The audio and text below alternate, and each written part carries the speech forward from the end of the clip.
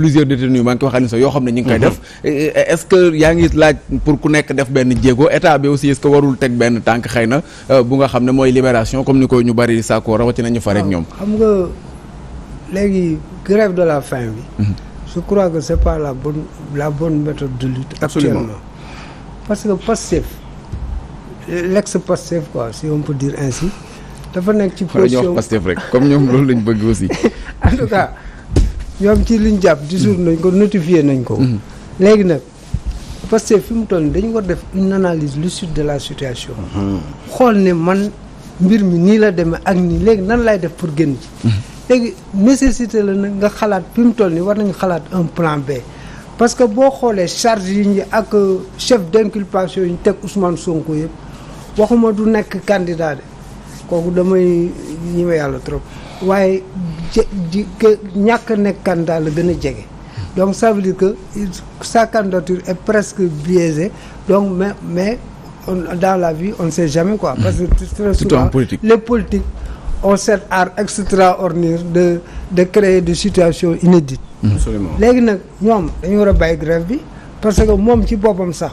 je me rappelle fan yi am na benn tweet bu mu defoon mu ne leen léegi ñoom ces partisans nañ arrêté donc quand tu demandes à tes partisans d'arrêter donc la logique voudrait que yow tu fasses la même chose. léegi nag par rapport à l'État dañu fexe ba comme que sëñ bi créé na condition yoo xam ne peut-être bu ñu ko toppee dina ko indi nañ exploiter piste boobu. fexe ba permettre ko ba mu kii après la vie continue ñu xool leneen lu ñu def. mais yow aussi le chemin de libération ak marche bi nga xam ne aussi waa F24 bëgg nañ ko def le 8 septembre bi ñu dëgmal nee nañ aussi nañ dem sax ci kilifa diine yi ngir waxe ak ñoom ak yeneen i méthodes yoo xam ne entamé nañ ko gis nañ sax ñu daal di annoncé waale aussi concert de casserole pour demain samedi lutte boobu de nga xam ne ci la ñu nekk nii lan nga jàpp ni moo mën a nekk suite bi bu fekkente ne ba léegi amaguñu répondant ñi jàkkaarlool waxuñu dara. en tout cas li leer ba leer daal mooy rapport de force bi fu mu toll nii c'est en défaveur de l'opposition boo xoolee nii parce que Ousmane Sonko yàgg na fi génn ay nit te dara xewul day wax rek nit ñi gën mu dem ba ñu téye ko fi 53 jours yoo xam ne yi génnul këram dara xewul ñu jël ko yóbbu ko prison aussi tu as vu le calme qui règne dans ce pays je ne sais pas si c'est un calme qui précède la tempête donc ça veut dire que mobilisation bi des na donc du côté de l'opposition du côté de Pastef malheureusement tous ces lieutenants ces principaux lieutenants sont dans les liens de la détention sans compter aussi les membres les militants simples du Pastef donc ça veut dire que c'est une force qui est très diminuée boo xoolee sax ces femmes ont certainement compris ça parce que ñoom gën nañ def sortie man gis naa ñu leen di critiquer yooyu mais man je crois que cette sortie là il faut ranger ça dans le registre de l'émotivité émotion bi la ñu bëggoon registre famille aussi parce que ñoom famille lañ duñu politique touché te sa borom kër bu nekkee ci yenn jafe-jafe boo xalaatee ne solution bi war na ko ci mën a génne je crois que mën nga utiliser jéem a toucher la corde sensible des Sénégalais parce que nous sommes une république d'émotifs donc ba fexe ba jot xolu président Macky Sall ak soxnaam ba ñu xool les voies et moyens en tout cas l'heure daal ku nekk balle à terre la ñu war a def des deux côtés pour que le Sénégal continue à vivre dans la sérénité. balle à terre mais finalement gars yi bëgg nañoo démarrer match bi est-ce que jàpp nga que ni buñ ko jouer dina nekk match boo xam ne dina ci arranger kenn wala pour yow comme li doyen wax peut-être combat bi fi mu nekk nii xaw na sooxe trop ci côté ku jéggi. Moi je crois que combat bi ce n'est pas les manifestations qui vont régler le problème je crois que ça devrait être plutôt un combat judiciaire combat ci biir tribunal combat ci biir kayit yi combat ci biir procédure yi bu boobaa justement dans le processus eh bien on verra bien ku si nekk ci lan nga mën a défendre sa bopp ba mën cee génn normalement juste que rek il faut pas que état bi kaaw Ousmane Sonko yi ñu ko fiy téye ba mu yàgg nañu lijjanti problème bi bu fekkee ne dafa am lu tax ñu ko téye chef d'inculpation yi nga xam ne moom moo fi nekk Issa Tine nañ ñu ko waxte woo ñu wax ko nañu accélérer un petit peu comme dirait l'autre la cadence en tout cas judiciaire en tout cas au niveau du cas de Ousmane Sonko pour que mbir mi réglé wu très rapidement sénégalais xam lan moo tax ñu téye doomu jàmbur bi parce que état nee na day nekk partie civile. comment état day nekk partie civile waaw loolu yëpp dama bëgg ñu leeral ko parce que chef d'inculpation yooyu ñu def garaaw na garaaw bi nga xam ne dégg nga maam nañuy wax parce que on a besoin aussi de savoir on ne peut que faire confiance en l'État, pas l'État de Macky Sall, l'État impersonnel. On ne peut que faire confiance en l'État. Donc état boobu nag il faut que ñu organiser wu de manière à ce que justement yoon dox normalement maanaam ñu xam le plus rapidement possible, parce que c'est un détenu certes, mais c'est un détenu exceptionnel boo xam ne il fait de la politique, il a un certain niveau de sympathie dans le pays, am na nu ñu ko accusé, dañ ko war a leeral nu mu gën a gaawee ñu xam ndax chef d'inculpation yooyu, parce que jusqu'à aujourd'hui il est présumé innocent. Donc ñu leeral ñu xam ndax dafay continuer di innocent ñu génne ko bàyyi ko mu def ses activités, bu fekkee ni il n'est pas innocent yoon jaar ci yoon def li mu war a def comme ñeneen sénégalais yi nga xam ne lambda ñi nga xam ne ñi ngi ci réew mi am problème ak yoon. Loolu rek la ñu war a def, te pour loolu il faut que ñu gaaw boobu nag Issa bu amul dañuy am ay doute ni peut-être ñoom ñoo bëgg a allonger affaire bi, parce que chef d'inculpation yi xaw ma ndax liir ngeen ko, ñun liir nañ ko, mais sénégalais yi liir leen ko, c'est grave à un point bu fekkee ni loolu moo tax ñu téye ko il faut que ñoom ñu prouver que ni loolu ñu ko wax yépp ci moom ci ndodam la, ñeneen ñi aussi ses avocats défendre ko ba ñu xam dëgg bi fan la féete, parce que dëkk bi dëgg moo fi manqué, dëgg moo fi transparence à tous les niveaux, que ça soit dans la gestion même et dans la justice. Il faut que muy leer ku nekk xam fan ngay féete. mbir yi di leer te état bi di communiquer ci loolu. Gis naa avocats yi di ci wax. oui avocats yi ñu ngi ciy wax, mais ci lu gàtt rek xëy na sax une petite réponse laa ci soxla état bi est-ce que war na laaj partie civile lañ wax, dommages et intérêts peut-être ñoom ñoo subir le préjudice. État bi mooy subir le préjudice, état bi mooy assurer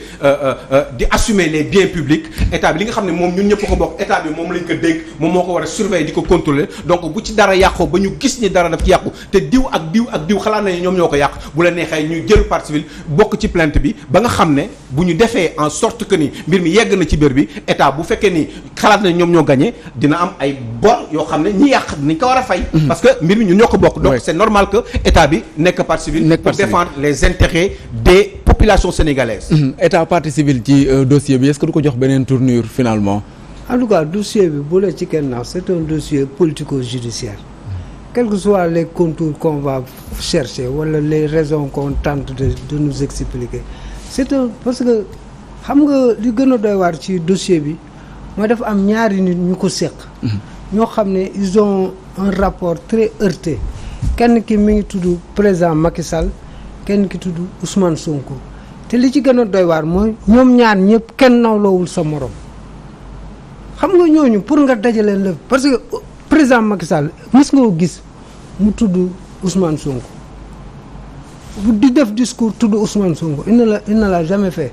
Ousmane Sonko tamit am na bu ne mais mon opposant. waaw benn yoon laa mës a gis mu tudd turu président Macky Sall te yàggul trop. ci at yi yëpp de mësu ko tudd donc ça veut dire que ñoom ñaar kenn nawlawul seen morom donc pour ñu daje day jafe. te ku nekk jàpp na ne yow yaa ngi ci combat léegi yooyu yëpp bu dajaloo nag lii rek la mën a jur. lii la mën a jur ñu wax ci leneen. moom de mu ne dossier bi c'est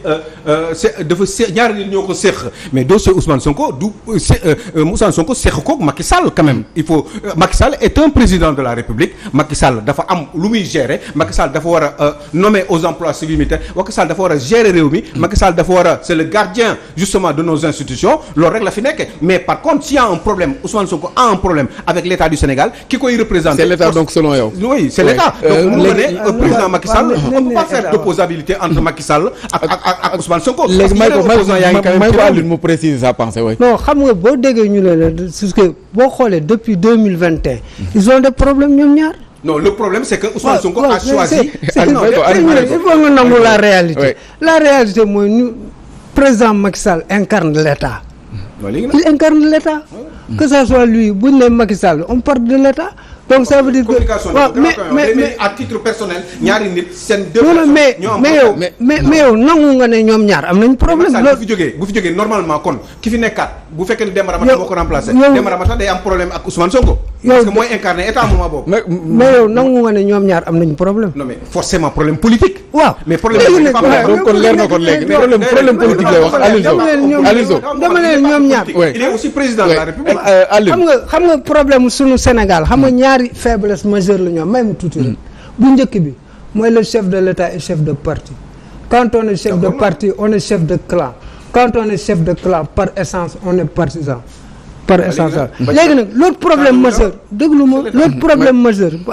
déglu ma l'exécutif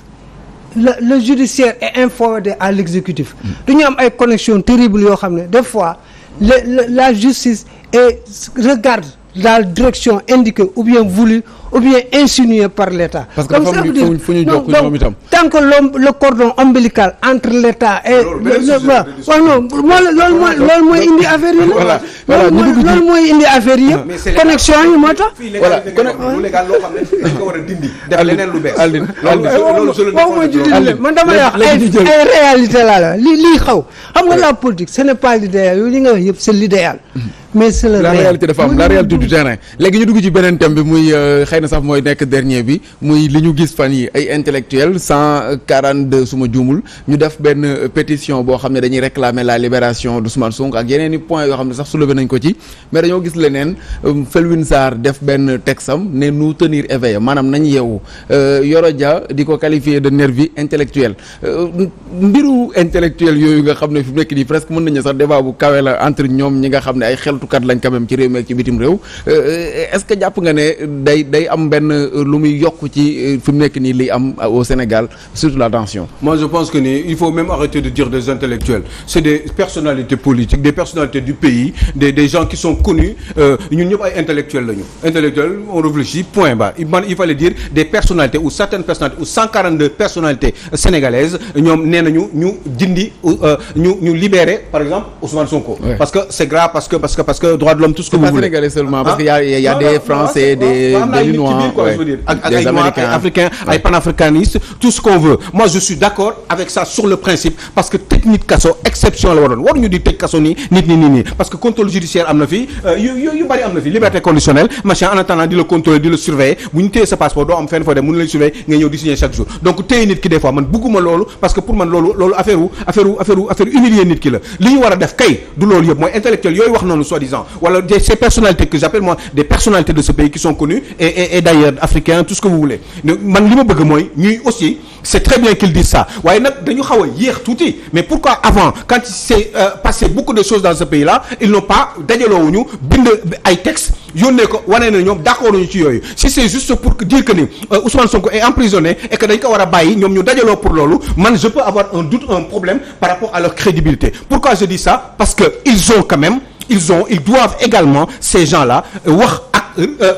Sénégal yëpp la ñuy waxal muy ceux qui sont au pouvoir et ceux qui sont dans l'opposition li fi jot a xew comme ay dégâts li fi jot a xew comme ay wax yu ñaaw li fi jot a xew comme par exemple taal ay benn bus boo xam ne ay xale lañ ci xëm ñu ne ñoom ñi ngi ñaawlu lii avec la plus grande rigueur métti bu métti et que ce n'est pas normal ñun mérité wuñu lii wax histoire u Sénégal fi mu commencé ba léegi que lii musu fee am que lii dafa war a arrêter ku bëgg a jël nguur da nga ko war a jël par les voies démocratiques mais doo taal ay doomu jàmbur taal réew mi yàq ay bagages su jàmbur yàq les infrastructures de l'État yooyu ñoom dañ ko war a défendre parce que loolu baaxul te dañ ko waroon a wax mais Issa problème moom mooy ñoom waxuñu ko ils n'ont rien dit de tout ça ils parlent juste pour demander officiellement en tout cas le plus li ko ëpp importance ci seen bind boobu mooy nañu bàyyi Ousmane Sonko man ça me pose un problème parce que mais yaa ngeen imaginer ñi nga mais am na ñoo xam ne grève de la faim wu ni ba ñuy naan ndax dañuy dee wala du ñu dee mais ñoo xam ne dañu leen fekk ñu toog di doxi seen soxla ci bus ñu taal leen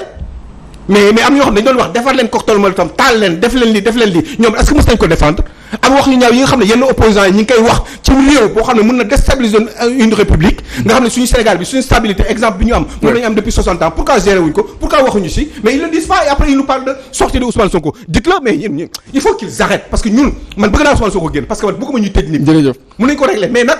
sortie Ousmane Sonko mais yéen xanaa amul lu jiitu woon doo la ko wax jërëjëf ñi fi dee nag est-ce que mos ngeen bind wax ci coow ci ay ñoom Aliou Tine tous ces gens-là mais parlez-en vous en parlez pas et vous voulez nous prendre la tête comme ça arrêtez voilà merci Alioune Sow doyen Mademba Ramata Dia coowal intellectuel la Alioune Sow nee na des personnalités de ce pays d'ici et d'ailleurs bu ñu ko mën a waxee noonu mais ay intellectuels la ñu gis Felwine Sarr wax na aussi à part ñooñu même Yoro Dia tontu ko ku nekk di qualifié wut ay utilisation de mots yoo xam ne Yoro Dia wax na ko sax nervi intellectuel Felwine Sarr moom nee na nañ yow retracer lu bare bari loo xam ne am na fi tem jàpp que ni du woon lu ñu daan faral di nemmeeku Sénégal wala gëj na fee am Alioune Sow jàpp na que ni am na yeneen yu ñu war a wax est-ce que quand même defuñu seen devoir mooy génn alerter l'opinion nationale et internationale. démocratie moom dafa permettre ñu am xalaat yu woro dafa permettre ñu am gis-gis yu woro dafa permettre aussi ñu am orientation bu woro léegi nag ci biir loolu ñooñu dajaloo nekk 140 tudde seen bopp ay intellectuel war nañu mën a am droit wax ci seen xalaatu réew mi mais aussi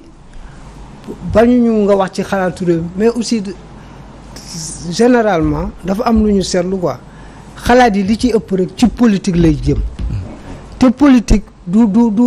askan wi kese parce que boo xoolee fi mu toll nii tey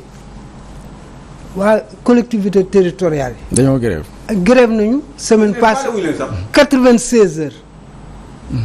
tey semaine bi grève nañu 96 heures. waxal pour lan moo tax ñu grève. li ñu grève mooy seen payor bi. lu ñu bëgg ñu toll te lu ñu signé la engagement yu état bi jël ba mais déggoo kenn ku ci wax la classe politique la société civile du kenn. te des intellectuels Issa ñooñu. te non waxuñu man dugguma ci loolu mais dama ne rek. c'est des intellectuels c'est des intellectuels Aliou Sow mooy ko parce que temps bi moo jeex tàkk tàkk. léegi boo xoolee fi mu toll nii période inscription la ak réinscription ak dem Europe ak yu kenn xam donc état civil bi fi mu toll nii dafa lompoñ te kenn waxu ci dafa mel ni dara xewul ci réew mi parce que yooyu c'est très important ak yeneen dund bu seer baa ngi fii ak yeneen